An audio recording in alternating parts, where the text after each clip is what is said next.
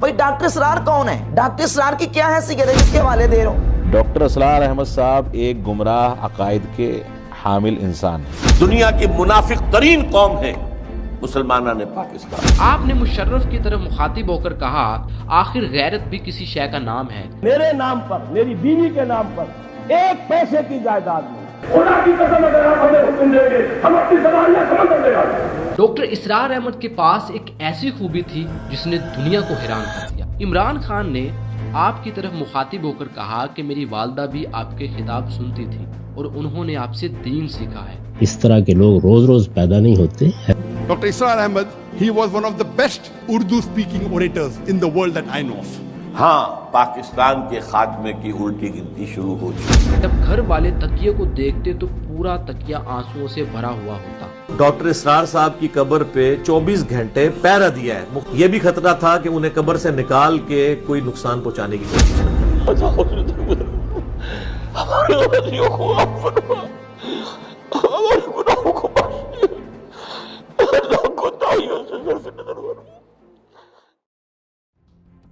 سال 1981 حکومت پاکستان کی طرف سے ڈاکٹر اسرار احمد صاحب کو دینی خدمات کے اعتراف میں انہیں پاکستان کا تیسرا بڑا سول ایوارڈ ستارہ امتیاز دینے کا فیصلہ کیا گیا اور ان کو تقریب میں آنے کی دعوت دی گئی۔ وہاں پر پاکستان کی بڑی بڑی نامور شخصیات نے آنا تھا جہاں ان کو مختلف قسم کے ایوارڈ دیے جانے تھے، لیکن جب یہ خبر ڈاکٹر اسرار صاحب کے پاس پہنچی کہ انہیں بھی بلایا گیا ہے تو انہوں نے تب ہی جانے سے انکار کر دیا۔ ان کا کہنا تھا کہ وہ صرف اللہ کی رضا کے لیے کام کرتے ہیں اور دنیاوی ایوارڈ ان کے لیے کسی اہمیت کے حامل نہیں۔ جب انہوں نے تقریب میں جانے سے انکار کر دیا تو حکومت نے ان کا ایوارڈ ڈاک کے ذریعے ان کے گھر بھیج دیا۔ جب ایوارڈ ان کے گھر پہنچا تو ڈاکٹر اسرار صاحب اپنے کمرے میں موجود تھے۔ آپ کے بیٹے بھاگے بھاگے آپ کے پاس آئے کہ ابا جان، ڈاک میں آپ کے نام کچھ آیا ہے۔ جب اسے کھول کے دیکھا گیا تو اس میں پاکستان کا تیسرا بڑا سول ایوارڈ ستارہ امتیاز تھا۔ آپ کے بیٹے خوش ہوئے، لیکن آپ نے اس ایوارڈ کو دیکھتے ہی ایک طرف رکھ دیا جیسے کہ یہ کوئی غیر اہم چیز ہو۔ وہ ایوارڈ آج بھی اسی طرح رکھا ہوا ہے۔ ڈاکٹر اسرار احمد جیسی شخصیت کو کسی سرکاری اعزاز یا پھر شہرت کی ضرورت نہیں تھی۔ ان کی اصل کامیابی ان کا علم، ان کی خدمات اور ان کا اثر تھا جو وہ لوگوں کے اوپر چھوڑ گئے تھے۔ اور آج ہم اسی عظیم شخصیت کے بارے میں بات کریں گے جو دنیا کے لیے مثال بن گیا۔ ڈاکٹر اسرار احمد 26 اپریل 1932 کو برطانوی ہندوستان کی ریاست پنجاب کے شہر حصار میں پیدا ہوئے، جو کہ آج ہریانہ کا حصہ ہے۔ آپ کا تعلق ایک راجپوت خاندان سے ہے۔ ددیال کی طرف سے آپ راجہ اگر سین کی نسل سے ہیں جو کہ ہندو تھا۔ بعد میں آپ کا ددیال مسلمان ہوا اور پہلے شخص کا نام دیوان باری رکھا گیا، جبکہ آپ کا ننیال حضرت صدیق اکبر کی نسل سے ہے۔ آپ کے پردادا پہلے مظفر گڑھ رہا کرتے تھے، لیکن 1857 کی جنگ آزادی کے بعد انگریزوں نے ان کی ساری جائیداد ضبط کر لی، کیونکہ آپ کے پردادا نے ایک زخمی انگریز ڈپٹی کمشنر کو اپنے گھر میں پناہ دینے سے انکار کر دیا تھا، جس کی وجہ سے وہ مجبوراً مظفر نگر چھوڑ کر حصار میں آ بسے۔ وہاں پر آپ کا سارا خاندان دادا کے بنائے ہوئے چھوٹے سے گھر میں رہا کرتا تھا۔ خیر، آپ کی والدہ نے اپنا سارا زیور بیچ دیا اور ایک نیا مکان بنایا اور اسی مکان کے اندر آپ کی پیدائش ہوئی۔ آپ کے والد برٹش حکومت میں سول سرونٹ کے طور پر کام کرتے تھے۔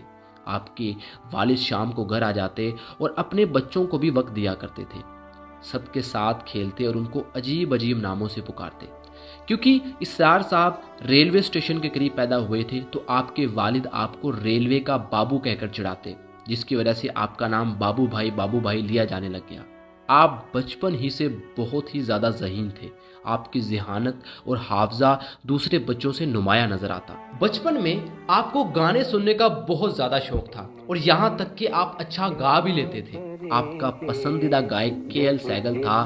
اگر کوئی دور سے بھی سہگل کے گانے گاتا تو آپ کے کان اسے جلد پکڑ لیتے۔ پھر رفتہ رفتہ جب آپ اپنی شعوری زندگی کی طرف بڑھتے چلے گئے تو آپ ان سب سے دور جاتے چلے گئے اور قرآن کو پڑھنا شروع کر دیا۔ آپ کی والدہ حفیظ جلندری کا شاہ نامہ اسلام روزانہ آپ سے سنا کرتی تھی اور آپ ترنم کے ساتھ اسے پڑھتے۔ پھر جب آپ 5ویں جماعت میں ہوئے تو آپ کے بڑے بھائی نے آپ کو ایک ایسا تحفہ دیا جس نے آپ کی آنے والی زندگی میں ایک بہت بڑا رول ادا کیا۔ اور وہ تحفہ تھا اقبال کی کتاب بانگے درا۔ اقبال کی تحریروں نے آپ کے اندر ایک ایسا جذبہ پیدا کیا کہ آپ نے تحریک پاکستان میں شامل ہونے کا فیصلہ کر لیا۔ آپ تحریک کے جلسہ و جلوس میں شامل ہوتے اور نعرے لگاتے۔ آپ ابھی 8ویں جماعت کے ہی طالب علم تھے کہ مسلم اسٹوڈنٹ فیڈریشن کے جنرل سیکرٹری بن گئے، جو حصار میں مسلم لیگ کا اسٹوڈنٹ ونگ تھا۔ آپ علامہ اقبال کے ساتھ ساتھ مولانا ابوالکلام آزاد، شاہ ولی اللہ دہلوی، امین احسن اصلاحی اور سب سے زیادہ سید ابوالعلا مودودی سے متاثر تھے، کیونکہ اسلام کو لے کر ان کا نظریہ سب سے مختلف تھا۔ وہ اسلامی حکومت قائم کرنے کے حق میں تھے۔ وہ کہتے تھے کہ مسلم لیگ کا جو نعرہ ہے اس سے قومی ریاست تو ضرور وجود میں آ سکتی ہے، لیکن اسلامی نہیں۔ آپ کو پتا تھا کہ مولانا مودودی صاحب مسلم لیگ کے قومی نظریے کے خلاف ہیں، لیکن وہ اس کے باوجود ان سے متاثر تھے۔ خیر، آپ ابھی بھی مسلم اسٹوڈنٹ فیڈریشن کے لیے کام کر رہے تھے، اور وہاں پر جب کچھ لوگ مولانا مودودی کو مولانا مردودی کہہ کر پکارتے تو آپ ان سے لڑ پڑتے اور کہتے کہ یہ بالکل غلط ہے، کیونکہ مودودی صاحب کا ایک اپنا نظریہ ہے، ان کی ایک اپنی رائے ہے۔ آپ مسلم اسٹوڈنٹ فیڈریشن میں ہونے کے باوجود جماعت اسلامی کے ہفتہ وار اجتماع میں جاتے اور مودودی صاحب کو سنتے۔ ان سب کاموں کے ساتھ ساتھ آپ نے اپنی تعلیم کو بھی جاری رکھا، اور جب آپ نے اپنا میٹرک کا امتحان پاس کیا تو حصار ضلع کے تمام مسلمان طالب علموں میں آپ کی پہلی پوزیشن تھی، اور یہاں تک کہ پنجاب کے تمام مسلمان طالب علموں میں آپ کی 8ویں پوزیشن تھی۔ پھر جب 1947 میں پارٹیشن ہوئی تو ہندوستان کے مختلف شہروں میں قتل و غارے شروع ہو گئی۔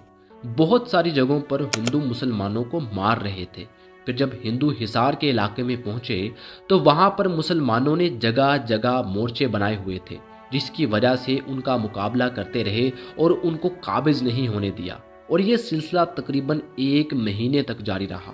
پھر اس کے بعد ہندوستان کی آرمی آئی، جنہوں نے ان مورچوں کو توڑا اور مسلمانوں کو کیمپ میں لے گئے، جس میں اسرار صاحب بھی موجود تھے، جنہوں نے قافلے کے ساتھ پیدل سفر کیا اور 170 میل کا راستہ 20 دنوں میں مکمل کیا، اور آپ کا خاندان منٹ گمری پہنچ گیا، جسے آج کا ساہیوال کہتے ہیں۔ مولانا مودودی بھی پاکستان آ چکے تھے۔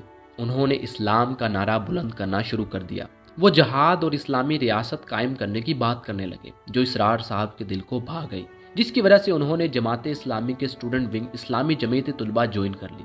لیکن ساتھ ہی ساتھ آپ نے اپنی تعلیم بھی جاری رکھی اور 1950 کو MBBS کے لیے لاہور پہنچے اور king Edward medical college join کر لیا۔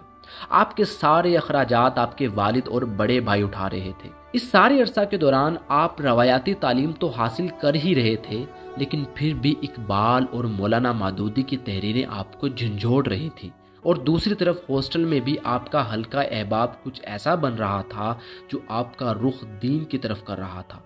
پھر جب آپ میڈیکل کالج کے 3 سال میں تھے تو شعوری طور پر آپ کا ایک ہی مقصد تھا کہ اللہ کے دین کو قائم کرنا۔ آپ کی ترجیحات فکس ہو چکی تھی، آپ نے اس کے علاوہ سب کو سیکنڈری رکھا۔ خیر 1954 میں آپ نے اپنی MBBS کی ڈگری مکمل کر لی اور اسی دن جماعت اسلامی میں رکنیت اختیار کرنے کی درخواست دے دی، اور ٹھیک 1.5 مہینے کے بعد 1955 میں آپ کو جماعت اسلامی میں شامل کر لیا گیا۔ آپ ساہیوال کے اندر جماعت اسلامی کے امیر تھے، لیکن کچھ سالوں تک وہاں رہنے کے بعد آپ نے جماعت اسلامی کو چھوڑنے کا فیصلہ کر لیا۔ لیکن پھر یہ دیکھ کر کہ وہ انتخابی سیاست کی دلدل میں پھنس گئی ہے، اپنا اختلاف رائے پوری طرح پیش کر کے، اور جب معلوم ہوا مولانا مودودی مرحوم کا فیصلہ کہ ہم نے تو اسی راستے پر چلنا ہے، تو انہوں نے کہا قالوا سلاما، پھر ہم علیحدہ ہو گئے۔ جس پر اسرار صاحب نے تقریباً 250 صفحات پر مشتمل جماعت اسلامی کی غلطیاں لکھی۔ آپ کے ان صفحات کو دیکھ کر جماعت کے لوگ حیران ہو گئے کہ ہم جو کئی سالوں سے جماعت میں ان حالات سے گزر رہے ہیں جو ہم نہیں سمجھ پا رہے تھے، وہ اس نوجوان نے صرف لٹریچر کی مدد سے حل کر دیا۔ اب کیونکہ ہائی اسکول کے اندر آپ نے عربی بطور مضمون پڑھی تھی اور عربی گرامر سے بھی آپ کی خاصی واقفیت تھی، اور دوسرے نمبر پر اقبال کے اشعار آپ کے اندر صلاحیت کر گئے تھے، جس کی وجہ سے آپ نے قرآن اور دین کو سمجھنا شروع کر دیا۔ اس سلسلہ میں آپ کراچی پہنچے اور یونیورسٹی آف کراچی میں اسلامی اسٹڈی کی تعلیم حاصل کرنا شروع کر دی، لیکن اس سارے عرصہ کے دوران آپ یہ دعا بھی کرتے رہے کہ جماعت اسلامی کے وہ بزرگ ممبران جنہوں نے جماعت کو چھوڑ دیا ہے وہ کوئی ایسی جماعت بنائے جس کا مقصد خالصاً دین کو قائم کرنا ہو، لیکن بدقسمتی سے ایسا کچھ بھی نہ ہوا۔ خیر 1965 میں آپ نے اسلامی اسٹڈیز میں ماسٹر کی ڈگری حاصل کر لی اور اسی سال لاہور شفٹ ہو گئے۔ لاہور پہنچتے ہی آپ نے اپنی میڈیکل پریکٹس بھی شروع کر دی، کیونکہ آپ مالی لحاظ سے اتنے مضبوط نہیں تھے۔ آپ کے پاس صرف 2 لاکھ روپے سرمایہ تھا جو ان کو ان کے بھائی سے کاروبار میں علیحدگی سے ملا تھا، جس سے آپ نے ایک مکان خریدا۔ اس وقت ان کی اپنے بھائیوں کے ساتھ کچھ پیچیدگیاں چل رہی تھیں اور کوئی بھی بھائی اس وقت ان کی مدد کے لیے تیار نہیں تھا، اسی لیے انہوں نے کچھ عرصہ تک اپنے کام کو ترجیح دی اور کلینک میں کام کیا۔ لیکن اسی دوران آپ نے ایک ایسا فیصلہ کیا جس نے آپ کی زندگی بدل دی۔ آپ نے دیکھا کہ جو لوگ جدید یونیورسٹیوں سے پڑھ کر نکلتے ہیں اور وہ جو مدرسہ سے پڑھ کر نکلتے ہیں، دونوں کے درمیان ایک بہت بڑا کمیونیکیشن گیپ ہے۔ ہماری علماء جدید دور اور ماڈرن دور کی سوچ اور نظریات کو سمجھنے میں قاصر ہیں، اور وہ اپنی بات آج کی جدید جنریشن تک پہنچانے میں ناکام ہیں۔ تو اگر اللہ تعالیٰ نے مجھے کوئی صلاحیت ایسی عطا فرمائی ہے، چونکہ میں ان میں سے ہوں، جدید تعلیم یافتہ ماحول سے نکلا ہوں، میں ان کی اصطلاحات سے واقف ہوں، میں ان کے ذہنی اشکالات سے واقف ہوں، یہ اللہ نے اگر مجھے صلاحیت عطا فرمائی ہے کہ یہ کام میں کر سکتا ہوں، تو ہر چیز کو تج کر مجھے اسی کام میں لگ جانا۔ آپ نے اپنی میڈیکل پریکٹس چھوڑ دی اور مکمل طور پر دین کا داعی بننے کا فیصلہ کر لیا۔ انہوں نے لاہور ہی میں لوگوں کو درس قرآن دینا شروع کر دیا، اور قرآن کو سمجھانے کا آپ کا لہجہ لوگوں کو اس قدر پسند آیا کہ لوگ دور دور سے ٹولیاں بنا کر آپ کا درس سننے آتے۔ آپ روزانہ سمن آباد کی مسجد خضرا میں درس دیتے، جہاں تقریباً 700 کے قریب افراد آپ کا درس سنتے، کیونکہ یہ لوگوں کے لیے ایک انوکھی چیز تھی کہ ایک شخص زندگی تمام معاملات کو قرآن کے ذریعے سمجھا رہا تھا۔ دھیرے دھیرے آپ کو قابل سے قابل لوگ ملنا شروع ہو گئے اور آپ کے ہم خیال لوگوں کا ایک حلقہ بننا شروع ہو گیا۔ پھر اسی کی بنیاد پر آپ نے 1972 میں انجمن خدام القرآن قائم کی، تاکہ قرآن کے اس پیغام کو زیادہ سے زیادہ پھیلایا جائے۔ پھر انجمن کے باقی ممبران نے آپ سے درخواست کی کہ آپ اتنا کام کرتے ہیں تو آپ یہیں پر رہا کریں، جس کی وجہ سے آپ کو وہاں پر رہائش مل گئی، اور آپ نے اپنا مکان کرائے پر دے دیا، اور جو وہاں سے پیسے آتے اسی سے آپ کا گزر بسر ہوتا۔ پھر آپ کے چھوٹے بھائی نے آپ سے گزارش کی کہ میں آپ کا کچھ تعاون کرنا چاہتا ہوں، لیکن ڈاکٹر اسرار صاحب نے انہیں کہا کہ اگر تو تم ایک بھائی کی حیثیت سے میری مدد کرنا چاہتے ہو تو مجھے تمہاری مدد کی کوئی ضرورت نہیں ہے، لیکن اگر تم میرے مشن میں میرا ساتھ دینا چاہتے ہو تو سو بسم اللہ۔ پھر اس کے بعد آپ کے بھائی جو ہے وہ آپ کی سپورٹ کے لیے کھڑے ہو گئے۔ آپ درس قرآن تو دے ہی رہے تھے، لیکن ساتھ ہی ساتھ آپ یہ بھی سوچ رہے تھے کہ ایک ایسی جماعت بنائی جائے جو اس خطے میں دین کو غالب کر سکے۔ آپ کو ایک ایسی جماعت کی ضرورت تھی جس میں لوگ اپنا تن من دھن لگا دیں۔ خیر پھر ویسا ہی ہوا۔ آپ نے بہت سارے قابل لوگوں کو اکٹھا کیا اور 1975 میں تنظیم اسلامی بنا ڈالی۔ اس کے بعد آپ نے اپنی ساری دنیاوی چیزوں کو چھوڑ دیا، یہاں تک کہ آپ نے سارا کا سارا کاروبار چھوڑ دیا اور خالصاً دین کو غالب کرنے کی جد و جہد میں لگ گئے۔ تنظیم اسلامی نے ڈاکٹر اسرار صاحب کو مذہبی و فکری حلقوں میں ایک نمایاں مقام دیا۔ اس تنظیم کے ذریعے انہوں نے پاکستان بھر میں مختلف لیکچرز دیے۔ آپ نے مختلف موضوعات پر کتابیں بھی لکھی جن میں اسلامی تعلیمات اور معاشرتی مسائل کا تفصیلی احاطہ کیا گیا۔ ان کی کتابیں، پمفلٹ اور مضامین لوگوں میں بڑھتے چلے گئے اور لوگ اسے پڑھتے چلے گئے، لیکن ابھی بھی ڈاکٹر اسرار صاحب اتنے زیادہ مقبول نہیں تھے۔ ان کو زیادہ تر لاہور یا پھر ساہیوال کے علاقوں میں زیادہ سنا جاتا تھا، لیکن اس سے باہر کوئی بھی آپ کو نہیں جانتا تھا۔ پھر وہ دن آیا جب آپ کی آواز صرف چند شہروں تک محدود نہ رہی، بلکہ پاکستان کے ہر گھر میں آپ کو سنا جانے لگ گیا۔ سال 1978 پاکستان میں لوگ معمول کے مطابق ٹی وی دیکھ رہے ہوتے ہیں، تب ہی اچانک پی ٹی وی کے اوپر داڑھی میں موجود ایک شخص آتا ہے جس کے سر پر ٹوپی ہوتی ہے، لوگ سوچتے ہیں کہ شاید یہ کوئی روایتی مولوی ہے جو اپنی تقریر وغیرہ کر کے چلا جائے گا، لیکن وہ شخص اپنی بات کا آغاز کرتا ہے تو سب لوگ دھنگ رہ جاتے ہیں۔ آخر وہ شخص کون تھا؟ اور وہ شخص تھا ڈاکٹر اسرار احمد۔ نحمده ونصلي على رسوله الكريم، اما بعد فاعوذ باللہ من الشیطان الرجیم، بسم اللہ الرحمن الرحیم۔ پی ٹی وی کے اوپر یہ پہلا مکمل اسلامی شو تھا جس کا نام تھا الہدا۔ ڈاکٹر اسرار صاحب نے پی ٹی وی پر اپنے پہلے شو الہدا میں لوگوں کو حیران اس لیے کیا کیونکہ انہوں نے قرآن کی تفسیر اور اسلامی تعلیمات کو ایک سادہ اور حقیقت پسندانہ انداز میں پیش کیا جو اس وقت کے لوگوں کے لیے نیا تھا۔ آپ کا لہجہ اور طریقہ بیان لوگوں کو بہت پسند آیا۔ آپ دین اور قرآن کو اس قدر سادہ الفاظ میں بیان کیا کہ آپ کی ایک ایک بات لوگوں کے دلوں میں سرایت کر گئی۔ آپ نے اسلامی تعلیمات کو جدید سائنسی اور فلسفیانہ نقطہ نظر سے جوڑا اور ان کی یہی بات باقی سب سے منفرد تھی۔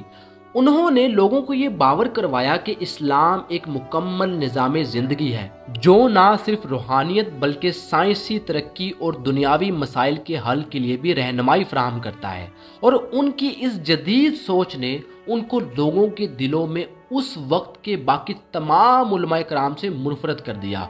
دیکھتے ہی دیکھتے آپ مقبول ہونا شروع ہو گئے اور آپ کو پاکستان کے گھر گھر میں سنا جانے لگ گیا۔ ڈاکٹر اسرار صاحب کی پاکستان کے اندر مقبولیت دن بدن بڑھتی جا رہی تھی، جس کی وجہ سے پاکستان کے بہت سارے سیاستدان آپ پر نظر رکھے ہوئے تھے، اور ان سب میں ایک ایسا شخص بھی گھات لگائے بیٹھا تھا جس نے 11 سالوں تک پاکستان کے اوپر حکمرانی کرنی تھی، اور وہ شخص تھا ضیاء الحق۔ اس بات میں کوئی شک نہیں تھا کہ ضیاء الحق ڈاکٹر اسرار صاحب کی سوچ سے متاثر تھے، لیکن دوسری طرف آپ کو بہت سارے علماء کرام کی طرح اپنے اقتدار کو بڑھانے کے لیے استعمال کرنا چاہتے تھے۔ مارشل لا کے بعد ضیاء الحق کو عوامی حمایت کی ضرورت تھی تاکہ ان کی حکمرانی کو قبولیت ملے، کیونکہ پاکستان کی اکثریت مذہبی رجحانات رکھتی تھی، تو انہوں نے اسلامی قوانین اور نظریات کو فروغ دینا اپنے اقتدار کو مستحکم کرنے کا ذریعہ سمجھا۔ ڈاکٹر اسرار صاحب کی تحریک اسلامی رجحانات کی حامل تھی اور وہ عوام کو قرآن کی طرف کرنے میں کامیاب ہو رہے تھے۔ ضیاء الحق نے محسوس کیا کہ اگر ان جیسے علماء کے نظریات کو اپنے حکومتی ایجنڈے کا حصہ بنائیں تو عوام کا اعتماد حاصل کر سکتے ہیں۔ ان دنوں ڈاکٹر اسرار صاحب نے پی ٹی وی کے اوپر خواتین کے پردے کے حوالے سے بڑی سختی سے بات کی، یہاں تک کہ جب انہوں نے پروگرام کے دوران کچھ خواتین کو بے پردہ دیکھا تو آپ وہاں پر شو کے پروڈیوسر سے بہت زیادہ ناراض ہوئے۔ آپ کے پردے کا کنسیپٹ ضیاء الحق کی اسلامائزیشن کی پالیسی کو فروغ دے رہا تھا، کیونکہ وہ پاکستان کے نظام میں اپنی چھاپ چھوڑنا چاہ رہے تھے۔ ضیاء نے اسرار صاحب کی رائے کو اہمیت دی، ان کے خیالات کو اسلامی پالیسیوں کے لیے ایک مضبوط جواز سمجھا۔ ضیاء نے پاکستان کے ٹی وی چینلز پر آنے والے اینکرز کو بھی پردے کا حکم دے دیا، یہاں تک کہ انہوں نے تعلیمی اداروں میں دوپٹہ لازم کرنے اور پردے کو سرکاری پالیسیوں میں شامل کرنے کی کوشش کی، لیکن خواتین کے حقوق کی تنظیموں اور ترقی پسند سیاستدانوں نے ان کی پالیسیوں کو آزادی پر پابندی قرار دیا۔ خاص طور پر پاکستان کے لبرل خواتین کا طبقہ ان کے خلاف ہو گیا اور معاملہ سڑکوں پر احتجاج تک پہنچایا۔ اس سارے معاملہ کو دیکھتے ہوئے ضیاء کی انفارمیشن منسٹری نے ضیاء کو مشورہ دیا کہ معاملہ بہت ہی زیادہ گرم ہو رہا ہے تو سختی کم کی جائے، پھر ضیاء نے ویسا ہی کیا۔ 1980 کے اوائل میں ضیاء الحق کے خلاف بڑھ رہے پولیٹیکل پارٹیز کے پریشر کی وجہ سے ضیاء نے ایک کارڈ کھیلا۔ انہوں نے عوام کے دھیان کو بھٹکانے کے لیے پی ٹی وی کے اوپر کرکٹ میچز دکھانا شروع کر دیے۔ یہ وہ دور تھا جس میں آسٹریلیا اور انڈیا کی ٹیمیں پاکستان آئی تھیں اور پاکستان نے ان ٹیسٹ سیریز میں بہت ہی زیادہ اچھا پرفارم کیا تھا۔ ان دنوں پاکستان کے اندر کرکٹ کو بہت زیادہ پسند کیا جاتا تھا اور ضیاء بھی یہی چاہتا تھا، لیکن پھر کہانی میں آئے ڈاکٹر اسرار صاحب۔ پی ٹی وی پر آپ کے پروگرام کی شروعات میں آپ نے کچھ خواتین کو یہ کہتے سنا کہ کس طرح عمران خان نے 6 ٹیسٹ میچوں کی سیریز میں 40 وکٹیں لی ہیں۔ یہ سنتے ہی ڈاکٹر اسرار صاحب غصہ ہو گئے۔ پھر اچانک انہوں نے لیکچر کے دوران کچھ ایسے الفاظ کہے کہ سارے کے سارے لوگ دھنگ رہ گئے۔ آپ نے کہا کہ کرکٹ جیسے کھیل پر پابندی ہونی چاہیے، کرکٹ لوگوں کو ان کی مذہبی ذمہ داریوں سے دور کر رہی ہے اور اسے ٹی وی پر بالکل بھی نہیں دکھانا چاہیے۔ اسی دوران شو کے پروڈیوسر اور کیمرہ مین حیران ہو گئے اور اپنا سر کھجانے لگے اور ساری کی ساری آڈینس خاموش ہو گئی۔ شو کا پروڈیوسر یہ سوچ رہا تھا کہ اب اسے ٹی وی پر نشر کیا جانا چاہیے یا پھر نہیں۔ پھر یہ خاص حصہ پی ٹی وی پر نشر نہیں کیا گیا۔ پھر کافی روز تک ڈاکٹر اسرار صاحب پی ٹی وی کی سکرین سے غائب رہے۔ جب لوگوں نے پی ٹی وی سے فون کر کے پوچھا تو انہوں نے کہا کہ آپ کی طبیعت خراب ہے اور وہ طبیعت بحال ہوتے ہی شو میں واپس آ جائیں گے۔ پھر تقریباً 3 ہفتوں بعد روزنامہ اردو اور روزنامہ جنگ نے یہ خبر جاری کی کہ ڈاکٹر اسرار ٹھیک ہیں۔ انہوں نے پروگرام کے دوران یہ کہا تھا جس کی وجہ سے ان کو پی ٹی وی سے نکال دیا گیا۔ اور اس بار ڈاکٹر اسرار صاحب نے مزید کہا کہ آپ نے دیکھا نہیں کہ گیند باز اپنے جسم کے کس حصہ پر گیند کو رگڑتے ہیں کہ ہماری مائیں بہنیں یہ سب ٹی وی پر دیکھتی ہیں۔ اس کے بعد اسرار صاحب نے ضیاء حکومت سے ٹی وی پر کرکٹ میچ دکھانے اور کرکٹ اسٹیڈیم میں خواتین کے داخلے پر پابندی لگانے کا مطالبہ کیا، لیکن اس دوران ضیاء کو بہت سارے سیاسی اور نظریاتی چیلنجز کا سامنا تھا اور دوسری طرف کرکٹ کی مقبولیت کو نظر انداز کرنا ان کے لیے ممکن نہیں تھا۔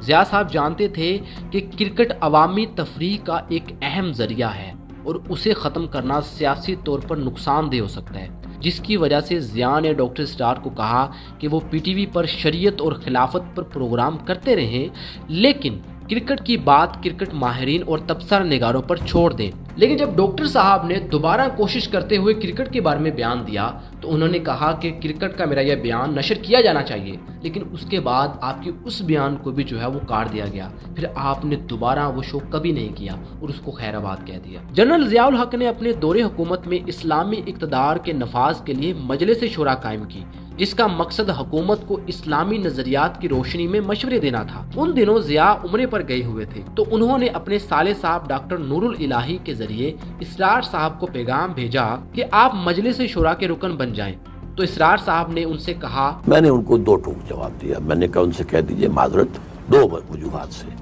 ایک تو میرے اندر اس کی صلاحیت نہیں ہے، دوسرے یہ ہے کہ آپ کرنے ہمیں کچھ نہیں دیں گے، اصل حکومت تو فوج کی ہے اور بدنامی ہمارے آئے گی کہ یہ جو ہے یہ وزارت میں کچھ نہیں کر سکی، نکمے لوگ نکلے۔ پھر ڈاکٹر اسرار صاحب ایک دن مسجد دارالاسلام میں جمعہ کی نماز میں خطبہ دے رہے تھے تو انہوں نے دیکھا کہ اچانک بہت زیادہ سیکیورٹی کا انتظام ہو رہا ہے۔ ضیاء الحق صاحب پہلی ہی صف میں آ کر بیٹھ گئے تو آپ نے ان سے کہا، آپ کی حکومت ہے، پاکستان کی لڑکیوں کی ہاکی کی ٹیم ملک سے باہر جا رہی ہے، کہاں ہے آپ کا اسلام؟ کہاں ہے آپ کی اسلام کی وہ باتیں؟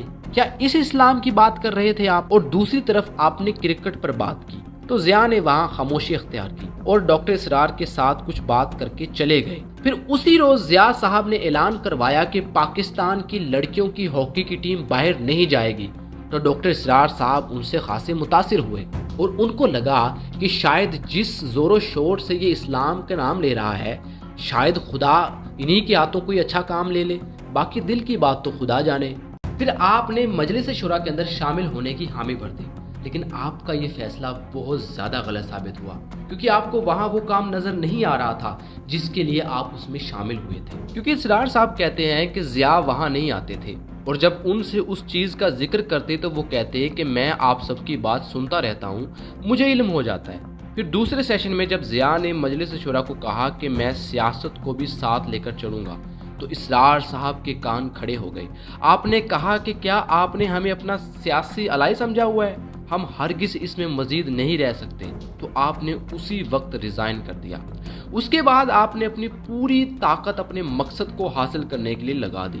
انہوں نے ملک کے مختلف حصوں میں سفر کیا اور چھوٹے بڑے شہروں میں جا کر لوگوں کو قرآن کا درس دیا، اور اس زمانے میں آپ نے میڈیا کے ذریعے بھی دعوت کو عام کیا۔ ان کی قرآنی درس پی ٹی وی کے بعد پاکستان کے مختلف ٹی وی چینل پر نشر کیے جاتے اور یہاں تک کہ آپ کے مختلف لیکچر ویڈیو کیسٹ کی شکل میں محفوظ ہونا شروع ہو گئے، جن کو لوگ ہزاروں کی تعداد میں خریدتے اور پاکستان کے مختلف ریڈیو چینل پر آپ کو سنا جاتا۔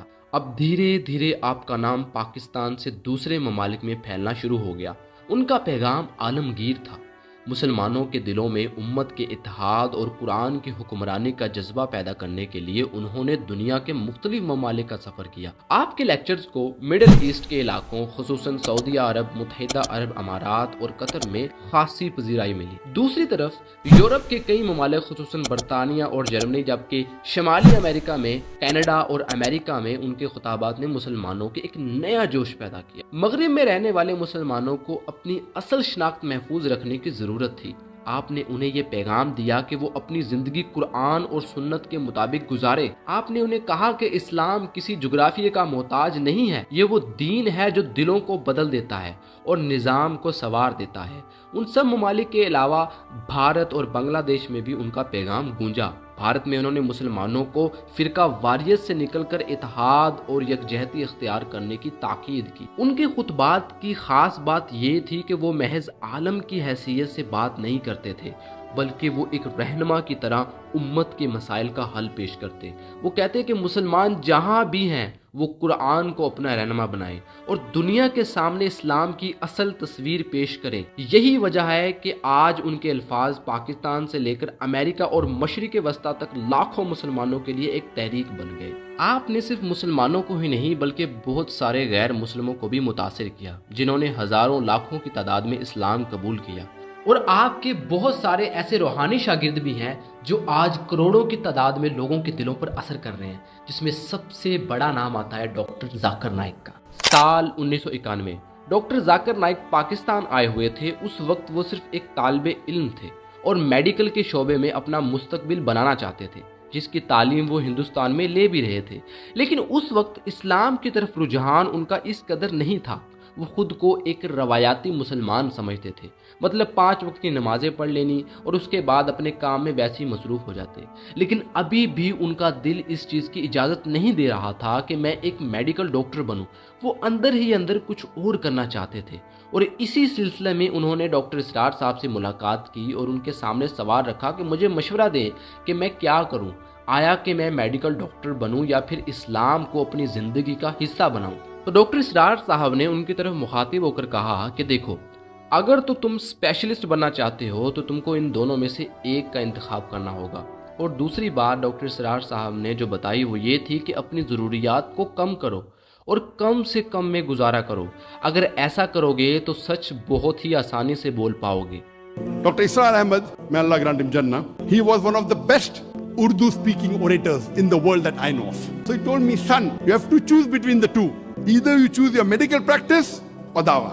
ذاکر نائک صاحب نے ان کی بات کو اپنے دل و دماغ میں محفوظ کر لیا اور انہوں نے ڈاکٹر اسرار صاحب کی ساری ویڈیو کیسٹ اور کتابوں کو خرید لیا اور ہندوستان آ کر مطالعہ اور تحقیق شروع کر دی، اور آج وہ ہزاروں لاکھوں لوگوں کو مسلمان کر رہے ہیں۔ ڈاکٹر ذاکر نائک صاحب ایسے اکیلے نہیں تھے جو آپ سے متاثر تھے، بلکہ ایسے بہت سارے اسلامی سکولر ہیں جس میں انجینئر محمد علی مرزا، نعمان علی خان، محمد علی اور ایسے بہت سارے لوگ ہیں جو آپ سے متاثر تھے اور آج آپ کے لیے وہ صدقہ جاریہ بنے ہوئے ہیں۔ سال 1995 کے اوائل میں ڈاکٹر اسرار صاحب کی عمران خان کے ساتھ ایک کنٹراورسی بھی چلی۔ ان دنوں ڈاکٹر اسرار صاحب کا ایک آدھا ادھورا کلپ بہت زیادہ وائرل کیا گیا، جس میں انہوں نے عمران خان کو ایک یہودی ایجنٹ کہا تھا، لیکن اس کے پیچھے کا جو پس منظر تھا وہ لوگوں کے سامنے نہ لایا گیا، کیونکہ دوسری طرف عمران خان سیاست میں قدم رکھ چکے تھے اور ان کے سیاسی حریف نہیں چاہتے تھے کہ وہ خود کو مستحکم کر سکیں۔ ڈاکٹر اسرار صاحب کا یہ تنازع شروع ہوا جون 1995 کی تقریر سے، جس میں انہوں نے حادثہ عمران خان کے نام سے ایک ٹاپک کو بیان کیا۔ انہوں نے کہا کہ عمران خان کے حوالے سے میں پریشان ہوں کیونکہ وہ مسلمانوں میں مشہور ہے اور ہیرو بن چکا ہے۔ اس نے کینسر ہسپتال بنایا اور اسلام کو پھیلانے کے لیے وہ واحد بندہ ہے جس کا کوئی نظریہ ہے۔ مجھے عمران خان کے حوالے سے یہ خطرہ ہے کہ یہودی جانتے ہیں کہ عوام اب مولویوں کی باتیں نہیں سنے گی، لیکن وہ عمران خان کی بات سنے گی، جس کی وجہ سے انٹرنیشنل طاقتوں کے لیے یہ خطرہ ہے۔ ڈاکٹر اسرار صاحب نے کہا کہ یہودیوں کو سب پتہ ہوتا ہے کہ کیا پلاننگ کرنی ہے۔ انہوں نے گولڈ سمتھ خاندان کا عمران خان سے رشتہ کروایا تاکہ وہ اپنے نظریے کو بھول جائے اور ایک نئی یہودیانہ سوچ کو اپنا لے۔ یہ گولڈ سمتھ جس نے شکار کیا ہے تازہ عمران خان ایک ابھرتی ہوئی شے تھا، امیدیں وابستہ ہو رہی تھی पहले ही से एक हीरो की शक्ल में था। फिर डॉक्टर इसरार साहब ने इमरान खान साहब के लिए दुआ की कि खुदा करे इमरान खान इस जाल से बच जाए और अपनी बीवी को लेकर निकल आए। अल्लाह करे यहूदियों की साजिश नाकाम हो जाए और वो इस्लाम का नुमाइंदा बन के उभरे। अल्लाह हमारा खोया हुआ फंडामेंटलिस्ट लौटा दे। फिर इस तकरीर के ठीक 1 साल के बाद डॉक्टर इसरार अहमद लोगों से खिताब कर रहे थे। तभी वहां पर इमरान खान हसन निसार के साथ ऑडियंस में आकर बैठ गए और खिताब के बाद उन्होंने डॉक्टर इसरार से उनके ऑफिस में मुलाकात की। इमरान खान ने आपकी तरफ मुखातिब होकर कहा कि मेरी वालदा भी आपके खिताब सुनती थी और उन्होंने आपसे दीन सीखा है और अब मेरी बीवी जमाइमा भी इस्लाम कबूल कर चुकी है और कुरान भी पढ़ रही है। डॉक्टर इसरार साहब उनको बड़ी गौर से सुन रहे थे और दिल ही दिल में खुश भी थे कि कहीं ना कहीं उनकी दुआ रंग ला रही थी। आपने इमरान खान साहब को सुनने के बाद उनको कुछ तजावीज़ दी। फिर उसके बाद जब तक वो जिंदा रहे उन्होंने इमरान खान साहब के बारे में कोई बात नहीं की। अब जहां बहुत सारे लोग उनके नज़रिए से मुतासिर थे, वहीं उलमा कराम का एक बहुत बड़ा तबका उनके खिलाफ भी हो चुका था, क्योंकि आपने फ़िरका वारिद के खिलाफ आवाज़ बुलंद की। उन्होंने खुलकर कहा कि इस्लाम हमें फ़िरकों में बंटने का पैगाम नहीं देता। उनकी ये बात बहुत सारे मौलवियों को बर्दाश्त ना हुई।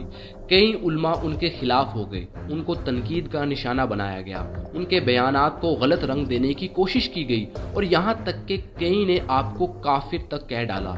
डॉक्टर इसरार अहमद साहब एक गुमराह अकायद के हामिल इंसान है, वो चूचू का मुरब्बा है। भाई डॉक्टर इसरार कौन है? डॉक्टर इसरार की क्या हैसियत है जिसके हवाले दे रहा हूँ? वो अल्लाह और उसके नबी वाला दीन उनके पास नहीं है, लिहाजा उनका दर्स सुनने से इज्तिनाब किया जाए। लेकिन आप उन सब के सामने एक मजबूत चट्टान की तरह डटे रहे और वो ये भी कहते कि मौलवी प्रोफेशन इस्लाम में नहीं है, ये हमने खुद बनाया है। उन्होंने कहा कि हर मुसलमान को अपनी बेटी का निकाह पढ़ाना आना चाहिए, हर बेटे को अपने वालिदैन का जनाजा पढ़ाना आना चाहिए और हर मुसलमान के पास इतनी तालीम हो कि वो नमाज पढ़ा सके। जबकि दूसरी तरफ आपका वहदतुल वजूद का नजरिया था, जिसको उलमा कराम ने बहुत ज्यादा तनकीद का निशाना बनाया। हालांकि आपका ये नजरिया सूफियों के नजरिए से बिल्कुल मुख्तलिफ था, क्योंकि सूफियों का वहदतुल वजूद का नजरिया ये है कि कायनात में हर चीज की असल हकीकत ही अल्लाह की जात है, अल्लाह वाहद है और हकीकी वजूद है, बाकी तमाम चीज़ें उसके वजूद का ज़हूर या अक्स हैं। जबकि डॉक्टर इसरार साहब का नज़रिया ये था कि जिस तरह हमारा इल्म अल्लाह के मुकाबले में ना होने के बराबर है, इसी तरह हमारा वजूद भी अल्लाह के मुकाबले में ना होने के बराबर है। तमाम कायनात का मालिक अल्लाह है, बाकी सारी चीज़ें उसकी वजह से कायम है। लेकिन बहुत से उलमा कराम ने वहदतुल वजूद के इस नज़रिए को कुफरिया नज़रिया करार दिया और उन्होंने लोगों को कहा कि डॉक्टर इसरार को सुनने से इज्तनाब किया जाए, नहीं तो काफिर हो जाओगे। जबकि डॉक्टर इसरार साहब ने कहा, मैंने अपने घर से कोई बात नहीं कही, मैंने जो बात कही जो शरीयत मोहम्मदी की बात है वो कही। अगर अपनी तरफ से कही हो, कोई इजाफा किया हो, तो अल्लाह ताला की फिटकार हो मुझ पर और लानत हो मुझ पर। लेकिन अगर मैंने वही कुछ कहा जो शरीयत मोहम्मदी का तकाजा है और कुरान और सुन्नत की बात है, तो फिर अगर मुझे किसी ने पागल कहा और किसी ने दकियानूसी कहा और किसी ने और फिक्रा चुस्त किया, तो मैं तो समझता हूँ मेरे लिए वो सनद है जो अल्लाह ताला के यहाँ मैं जाकर पेश करूँगा। जबकि डॉक्टर इसरार साहब दीन इस्लाम को एक मुकम्मल ज़ाब्ता के तौर पर पेश करते थे। उनका यकीन था कि दुनिया के मसाइल का हल सिर्फ खिलाफत के निज़ाम में मौजूद है। उन्होंने पाकिस्तान के क़याम को एक तारीखी मौका करार दिया। उन्होंने बारहा ये बात दोहराई कि पाकिस्तान का क़याम एक इस्लामी रियासत के तौर पर हुआ था, ना कि एक सेकुलर मुल्क के तौर पर। दूसरी तरफ आपने अरब दुनिया पर भी कड़ी तनकीद की, जहां उन्होंने देखा कि खिलाफत की जगह बादशाहत और शख्सी हुकूमत ने ले ली है। वो खुलकर कहते थे कि इस्लाम ने ना कभी बादशाहत को कबूल किया और ना ही मरूसी हुकूमत को। उन्होंने कहा कि खिलाफत का निज़ाम एक ऐसा निज़ाम है जो अदल व इंसाफ पर मबनी है। आपने ये अफसोस भी जाहिर किया कि सबसे बड़ा अजाब अरबों पर आएगा। उन्होंने कहा कि अरब दुनिया जिसे अल्लाह ने इस्लाम का मरकज़ बनाया, जिसकी ज़ुबान कुरान की ज़ुबान है, जिस पर सबसे पहले अल्लाह का कलाम नाजिल हुआ, अगर वही लोग अपनी जिम्मेदारियों से फिर जाएं तो उन पर सबसे बड़ा अजाब आएगा। आपके इस तरह के अरब मुखालिफ बयानों की वजह से अरब में बहुत सारे लोगों ने आपकी मुखालफत भी की, यहाँ तक कि जब अरब के अंदर आपके कुछ प्रोग्राम थे और जब आप सऊदी अरब के एयरपोर्ट पर पहुंचे तो उनको वहीं से वापस पाकिस्तान भेज दिया गया। जबकि दूसरे नंबर पर आपने कहा जो अजाब आएगा वो पाकिस्तान पर आएगा। आपने कहा कि पाकिस्तान का मतलब क्या, ला इलाहा इल्लल्लाह यह महज नारा नहीं बल्कि एक ओहद था जो बरसगीर के मुसलमानों ने अल्लाह के साथ किया था, जिन्होंने ये कहा था कि अगर हमें एक आज़ाद खिता मिला तो हम कुरान और सुन्नत का निज़ाम नाफिज करेंगे। लेकिन आज हमने ना सिर्फ उस वादे को तोड़ दिया बल्कि अल्लाह की नेमतों की नाकदरी भी की। यहाँ ना कुरान का निज़ाम है ना अदल व इंसाफ का क़याम। हमने दीन को एक रस्मी चीज़ बना दिया जो सिर्फ इबादत तक महदूद रह गया। डॉक्टर इसरार अहमद के पास एक ऐसी खूबी थी जिसने दुनिया को हैरान कर दिया। अल्लाह ताला ने आपको हालात को परखने और आने वाले वक्त के निशानात को समझने की एक गैर मामूली सलाहियत अता की थी। उनकी की गई बातें जो कई बरसों पहले की गई थीं, आज वो हकीकत का रूप धार रही हैं। आपने ये बात कही थी यहूदियों का असल हदफ वो अक़वाम होंगी जो उनके आलमी मंसूबों के खिलाफ खड़ी होंगी। आपने कहा कि ईरान खित्ते में एक मजबूत ताकत है और इसराइल के लिए खुला चैलेंज है, और दूसरी तरफ पाकिस्तान वाहिद इस्लामी मुल्क है जो एटमी ताकत रखता है और यहूदी लाबी हमेशा उसे अपने मंसूबों के लिए ख़तरा समझती है। और आज हम यही देख रहे हैं कि दोनों ममालिक ही मुसलसल आलमी दबाव, पाबंदियों और साजिशों का शिकार हैं। यहूदी और ईसाई गठजोड़ का जो टारगेट नंबर 1 है, एक एतबार से ईरान है, एक एतबार से पाकिस्तान। और दूसरी तरफ डॉक्टर इसरार साहब ने 30 साल पहले कहा था कि तालिबान एक दिन दोबारा अफगानिस्तान पर हुक्मरानी करेंगे क्योंकि वो अपने नजरिए और मकासद के लिए पुरअज़म हैं। उसी तरह अफगानिस्तान में भी होगा। और अगर नंबर 2 ये कि अगर ऐसा हो जाए कि वहां पर बदअमनी की शक्ल पैदा हो जाए तो उसके रद्द अमल में फिर तालिबान याद आएंगे और इंशाअल्लाह उसके नतीजे में फिर तालिबान की हुकूमत दोबारा वहां कायम हो जाएगी। और आज हम देख ही रहे हैं कि तालिबान ना सिर्फ इक़्तिदार में है बल्कि आलमी सतह पर अपनी शनाख्त बना रहे हैं, और उनकी ये बात दुरुस्त साबित हुई। उन्होंने ये भी कहा था कि मिडल ईस्ट एक बड़ी जंग का मरकज होगा और ये जंग दुनिया के मुख्तलिफ ममालिक को अपनी लपेट में ले लेगी। और आज हम देख रहे हैं कि इसराइल और फ़लस्तीन का तनाज़ा शिद्दत अख्तियार कर रहा है। आपने कई साल पहले कहा था कि भारत में एक इंतहा पसंद हिंदू जमात बीजेपी इक़्तिदार में आएगी और एक बड़ी मेजॉरिटी के साथ जीतेगी। आपने ये उस वक्त कहा था जब बीजेपी कांग्रेस के सामने एक मामूली सी जमात थी।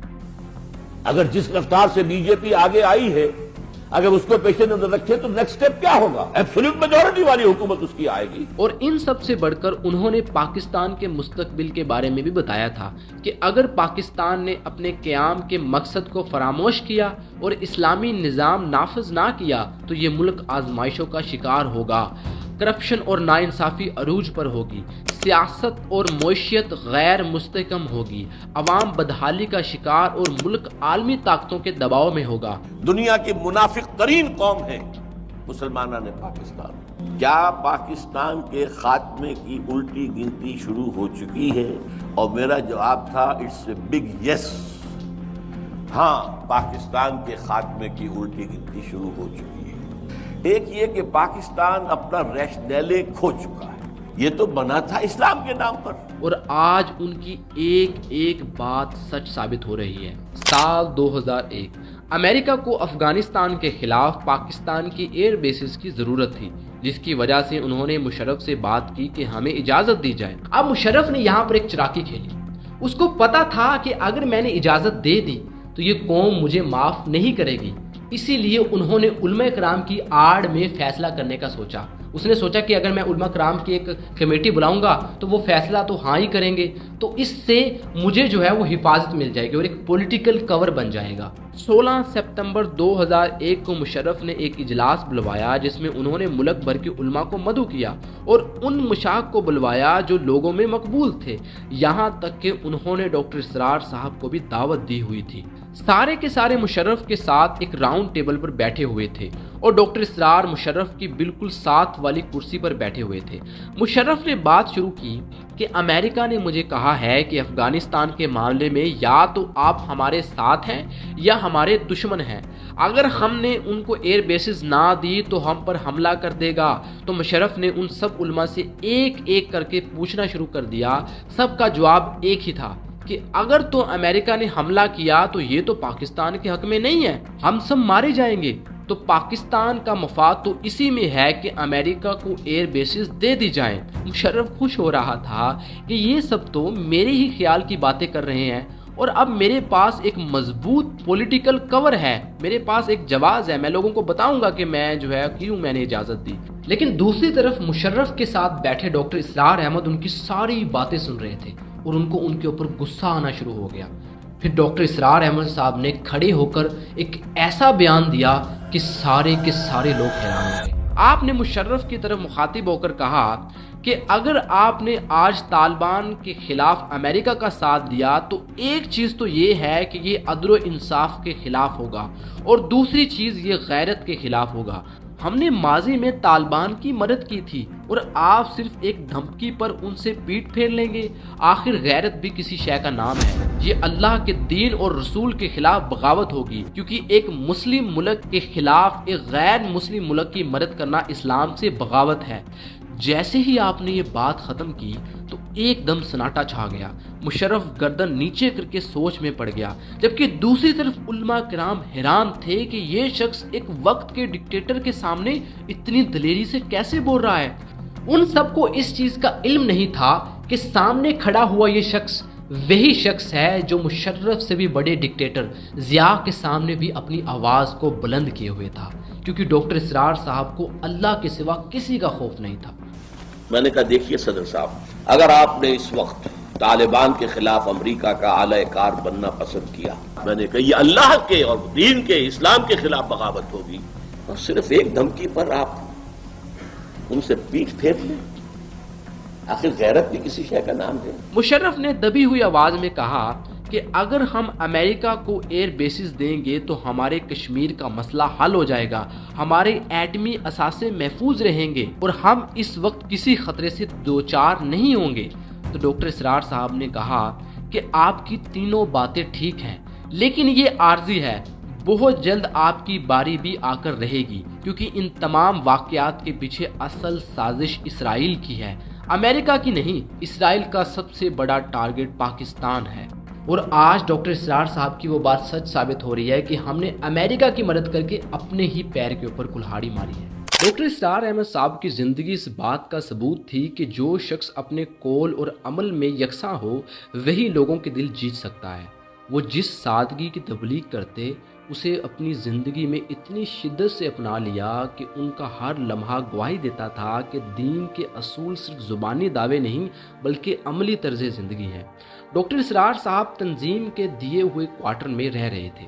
آپ کے پاس ایک مکان تھا جس کو بیچ کر آپ نے ایک پلاٹ خریدا اور وہاں پر اپنے 4 بیٹوں کے لیے 4 کوارٹر بنائے۔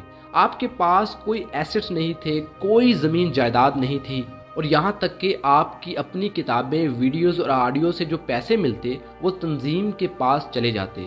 آپ نے ان میں سے 1 روپیہ نہیں لیا۔ میرے نام پر، میری بیوی کے نام پر 1 پیسے کی جائیداد نہیں، کسی کمپنی کا کوئی 1 پیسے کا حصہ نہیں۔ میں نے ان کو اپنی شعوری زندگی میں کبھی دنیا کماتے ہوئے نہیں دیکھا۔ میری میراث صرف علم اور فکر ہے اور کچھ نہیں۔ میری کوئی جائیداد نہیں جو میری اولاد میں تقسیم ہونے والی ہو، میرا کوئی بینک بیلنس نہیں کہ جس کی تقسیم کا سوال پیدا ہو۔ آپ جس کمرے میں سوتے وہاں پر کھڑکیوں کے پردے بھی ایک جیسے نہیں تھے۔ کمرے میں ایک سادہ سا بیڈ تھا جس پر لیٹ کر آپ سو جاتے۔ آپ کے بیٹے کہتے ہیں کہ آپ اکثر قرآن کی تلاوت سنا کرتے، وہ شیخ محمود خلیل الحسری کی آواز لگا کر سنتے اور لیٹ جاتے۔ جب گھر والے تکیے کو دیکھتے تو پورا تکیہ آنسوؤں سے بھرا ہوا ہوتا۔ آپ کی خوراک بہت سادہ تھی۔ جب گھر میں کھانے پینے کو کچھ نہیں ہوتا تو آپ لہسن کی چٹنی سے روٹی کھاتے۔ ڈاکٹر اسرار صاحب بہت زیادہ بیمار رہنے لگ گئے تھے۔ ان کے لیے تمام ذمہ داریوں کو سنبھالنا آسان نہیں تھا۔ انہوں نے اپنا کام اپنے بیٹوں میں بانٹ دیا اور کہا کہ اب سے میرا درس میرا بیٹا عارف رشید جاری رکھے گا۔ یہ درس الحمدللہ ثم الحمدللہ ثم الحمدللہ جاری رہے گا۔ میرا یہ درس آئندہ جو ہے عزیزم ڈاکٹر عارف رشید جاری رکھیں گے۔ ڈاکٹر اسرار صاحب کو اب بہت سارے مرض لاحق ہو چکے تھے۔ آپ ڈائبٹیز کے مریض تھے، بلڈ پریشر کے مریض تھے، آپ کو کمر درد کا مسئلہ رہتا، آپ کے گھٹنوں کا آپریشن ہو چکا تھا، آپ کھڑے نہیں رہ سکتے تھے اور نہ ہی زیادہ دیر بیٹھ سکتے تھے، لیکن آپ نے ہمت نہیں ہاری، آپ لگے رہے۔ آپ روزانہ کی بنیاد پر درس قرآن دیتے، ان سب بیماریوں کے باوجود آپ کا لہجہ بالکل اس طرح گرج والا ہوتا جس طرح پہلے تھا۔ آپ نے اپنی زندگی کے آخری دنوں میں اپنی تقریروں میں ایسی باتیں کی کہ لوگوں کو محسوس ہوا کہ شاید ڈاکٹر صاحب ہم سے آخری دفعہ خطاب کر رہے ہیں۔ ابھی بھی آپ کے اندر امت کے لیے درد تھا۔ آپ نے اپنی آخری سانس تک لوگوں کو قرآن کی تعلیم دی، یہاں تک کہ آپ رو پڑے۔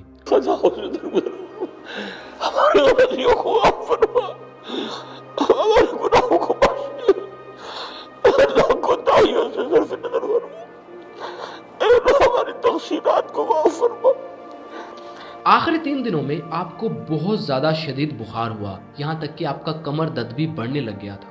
پھر تیسرے دن رات کو آپ کے بیٹے عارف رشید نے آپ کو کہا کہ اگر آپ کچھ محسوس کریں تو ہم کو بتا دیجئے گا، ہم آپ کو ہاسپٹل لے جائیں گے، لیکن آپ نے انکار کر دیا۔ تو ڈاکٹر صاحب نے اس سے انکار کیا تھا، نہیں میں ہاسپٹل نہیں جانا چاہتا۔ پھر رات کے 3 بجے ان کا ایک خادم جو 10 سال سے ان کے ساتھ تھا اور ان کے کمرے میں سویا کرتا تھا، انہوں نے عارف رشید کو کال کی کہ مجھے اسرار صاحب کچھ ٹھیک نہیں لگ رہے۔ تو تب ہی ان کے بیٹے وہاں پہنچے تو دیکھا کہ بالکل سناٹا ہے۔ ان کے بیٹے عارف رشید نے خادم سے پوچھا کہ تم کو کیسے پتا چلا کہ ڈاکٹر اسرار صاحب ٹھیک نہیں ہیں؟ تو ان کے خادم نے کہا کہ پچھلے 10-15 منٹ سے ان کے خراٹوں کی آواز آنا بند ہو چکی ہے۔ یہ سنتے ہی ان کے بیٹے ڈر گئے۔ تو جب انہوں نے ڈاکٹر اسرار صاحب کو آگے بڑھ کر دیکھا تو پتا چلا کہ سوئی ہوئی حالت میں ہی آپ خدا کو پیارے ہو گئے۔